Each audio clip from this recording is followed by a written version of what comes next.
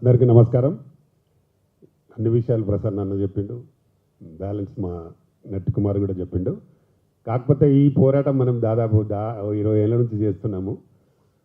చాలామంది నిర్మాతలు, చిన్న సినిమాల నిర్మాతలకే చాలా నష్టం జరుగుతూ ఉంది. మేము ఎంత నష్టం ఇచ్చినా నేను కానీ, మా వింజమూరి మధ్య కానీ, డిఎస్ రావు లాంటి వాళ్ళు చేస్తూనే ఉన్నాం. కానీ ఇప్పుడు ఎక్కువ తేడా ఎక్కడవుతుందంటే, థియేటర్ ఓనర్స్ చాలామంది ఏంటంటే ఎగ్జిబ్యూటర్స్ ఇబ్బంది జరుగుతుందనేది వాళ్ళ వాదనలో వాళ్ళకి సపోర్ట్గా ఉంది ఎక్కువ పర్సెంట్. చిన్న నిర్మాతలను చూసేవాళ్ళు చాలా తక్కువ మంది కనబడుతున్నారు నిజంగా కూడా. ఎందుకంటే ప్రతి నిర్మాత వచ్చిన వాళ్ళందరూ సినిమా మీద ఫ్యాషన్ తోటే వచ్చినారు. కానీ చిన్న నిర్మాత ఎవ్వరు కూడా డబ్బు సంపాదించిన వాళ్ళు ఇక్కడైతే ఎవ్వరు లేరు ఉన్న వాళ్ళందరిలో కూడా. కాకపోతే మనకు ఫ్యాషన్ ఉంది కాబట్టి చేస్తాను 100%.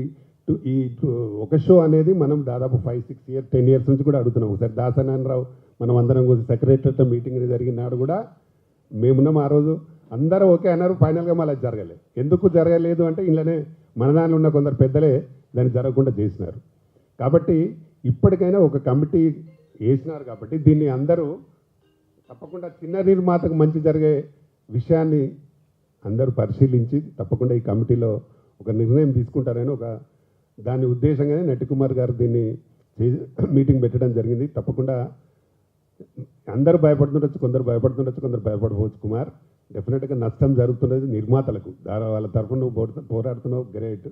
తప్పకుండా దీన్ని సాధించి తీసుకొని వస్తే చాలా మంచిది. కమిటీ వాళ్ళు కూడా చూడాలి.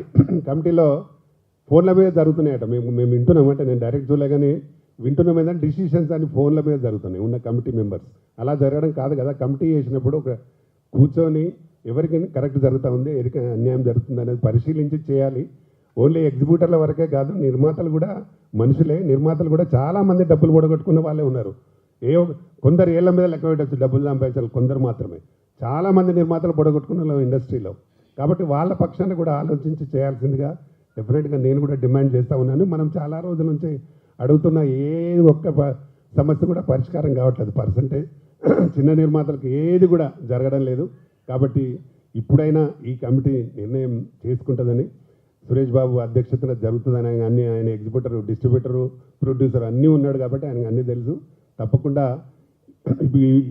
వాటిలో కొన్ని అన్న పరిష్కరిస్తారనేది మేము అనుకుంటున్నాము. అన్నీ చేస్తే ఇంకా 100% సంతోషం. తప్పకుండా దీన్ని చేయాలని నా డిమాండ్. Thank you. నమస్తే.